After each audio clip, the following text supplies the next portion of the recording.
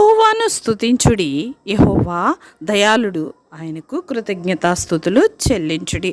ఎందుకు యెహోవాని స్తుతించాలి అని మనం చూసినట్లయితే, ఆయన మన ఎడల చేసిన కార్యములను బట్టి మనం ఇంకా పాపులమై ఉండగానే యెహోవా తండ్రి ఆయన తన సొంత ప్రియ కుమారుణ్ణి మన కొరికి లోకానికి పంపించడమే కాదు, ఆయన వచ్చినటువంటి యేసుక్రీస్తు ప్రభువారు మన పాపముల కొరకు సిలువలో మరణించి సమాధి చేయబడి మూడవ దినమున తిరిగి లేచారు. మన ప్రతి పాపము నుంచి విడిపించారు. దేవుడు చేసిన గొప్ప కార్యమును బట్టి ఆయనను స్తుతించాలి. ఇంకా ఈ లోకంలో ప్రతి దినము మనం అనేక విషయాలతో పోరాడుతూనే ఉంటాం.